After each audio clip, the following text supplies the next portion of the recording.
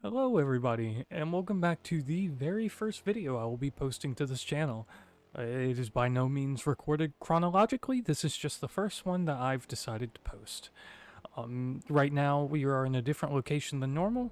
That's because my other location has seemed to have bugged out and I can't be bothered to fix it right now. So, with that out of the way, let's get started. First things first, as always, make sure you have a stand with build and repairs on standby. Make sure they're connected and all that good stuff. And line up your build on a projector using a projector. It doesn't matter where it's at as long as it's on this grid. And project it onto a stand. And make sure, just generally, make sure the stand's out of the way somewhere where it's not going to interfere with too much. And, yeah.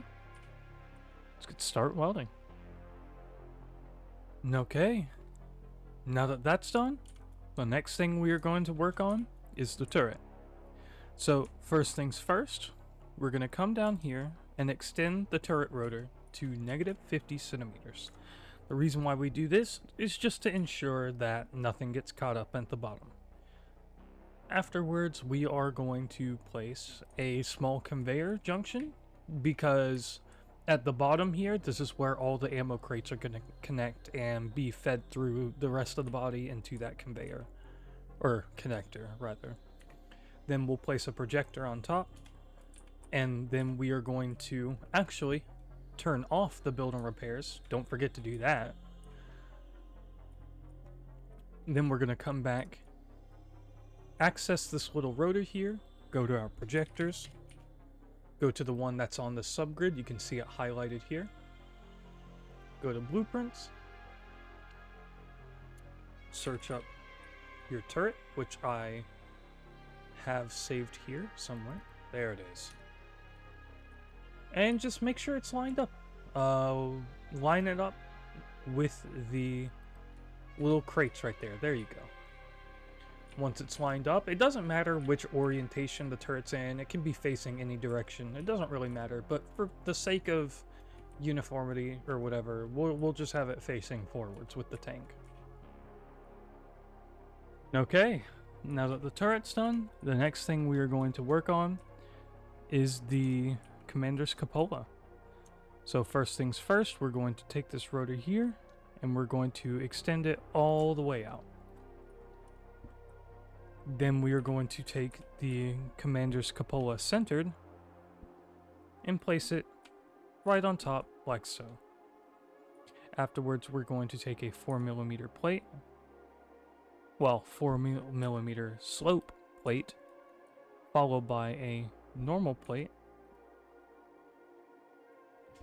Then we are going to take an IR spotlight, place it like so. And there we go. That's your IR spotlight.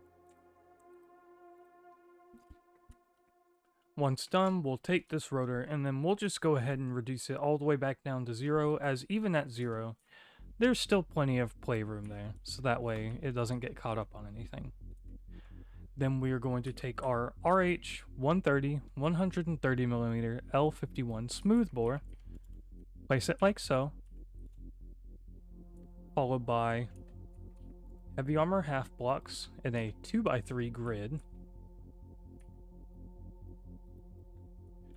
And then we're going to follow that up with an armored mantlet top all the way across, armored mantlet center on both the left and the right side, followed by another set of armored mantlet tops just inverted like so. Next, we're going to do these little side plates to protect against machine gun fire. Make sure that you're using the flat plate, the normal plate, not the centered. Like so. And for the last of the plating, we are going to go to this flat back here.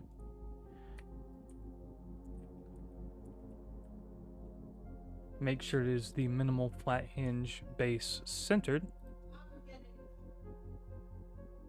Like so. Then we are going to take some 50mm centered plates, like so. Then we are going to take some 50mm centered half blocks, well, half plates, rather, if I can find them. Ugh, come on. There it is. And then we'll just place it on there like so. We're gonna follow that up by placing some limits so it can't follow or fall into the hole. I'm just gonna go 5 here. And then this can be whatever you want it to be. It doesn't really matter, because it going up doesn't really affect anything. Just it going down into that little crevice there. Then we're gonna reduce the torque to 0. Next, we're gonna work on some of the accessories. So we're gonna start with the Class 0 gun sight camera regular. We're gonna place it on the right side of the turret, if you're facing it, followed by the 50 cal. Now there's 2 ways you can do the 50 cal actually. So you can place it on the front right there, which is how it is done traditionally, just to make it a bit easier to reach and stuff. However, what you can do is you can go back here, and if you look at this part of the gun, this back part, what you can do is you can actually place the 50 cal here, and then you can place the centered block, the centered mantlet armor right here, and that's your 50 cal. You can actually hide it a lot better. In my personal opinion, I do think this looks a lot better. You do sacrifice the plate, the little protective plate, but to be fair, it's not really protecting much. And this looks a lot cleaner, and as you can see, you can still shoot through that. So, overall, I like this better, and that's how I'm going to keep it. So, next we're going to take the 2x1 base beam block. You can use whatever if you don't have the DLC, but I like to use the beam block because I feel it looks the best. We're going to follow that up with the IR spotlight. We're going to reduce the green, reduce the blue. That way it's nothing but red. And that is the mantlet and coax completely done.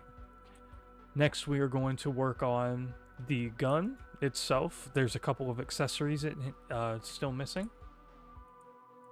So we're going to put the fume extractor on, and with the coned in part facing the turret, we're going to move it onto this little section right here. You can see this little doodad right there.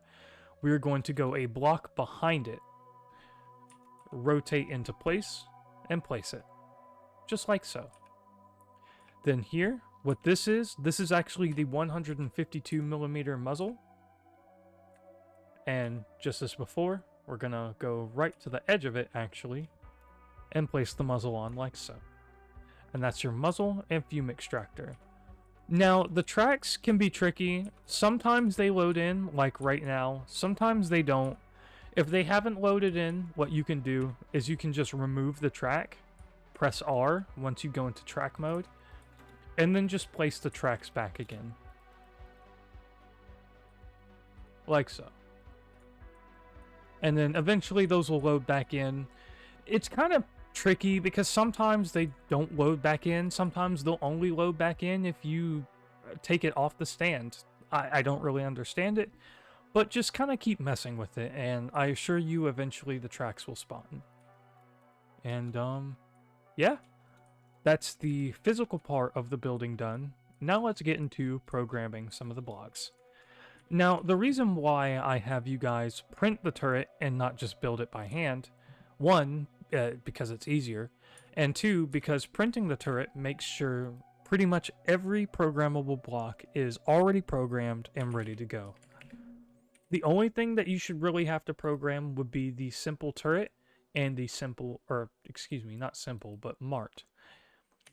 So, excuse me, Joe Biden moment. First things first, we go to MART, click on the group, and then we're going to go to our gun.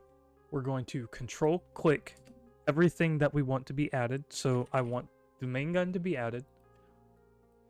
I want the sight to be added, and I want the 50 cal to be added. Once all that's added, we press save, we go back to Mart, and we check it. Recompile just in case. And as you can see now, we have a functioning gun. Now that we have confirmed that our gun is functioning, the next thing we're going to program is our simple turret. So, simple turret should just require a refresh. So if you run the refresh command, it should, in theory, work. However, I will say sometimes there is an issue where it being connected to like the main grid causes major issues, and that might be what's happening here. Okay, so if you're having issues with the screen staying black, what I had to do is I had to delete the screen and replace it and then rerun the script. I will paste in the description or link like a note or something everything that needs to be in the description of this LCD. Basically, you'd go to whichever LCD is this one is named, which it should be LCD gun health by default. And this is what you want to have in the custom data. And that's what will give you this output right here. So if you had that issue, I apologize, and that should fix it. But yeah, with that out the way, I do believe that is it.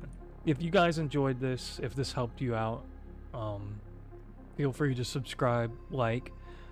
I will be making videos, and pretty soon I will be making reviews on each of these vehicles and how I think they are best played. And yeah, with that all done and said, I hope you liked the video, and goodbye.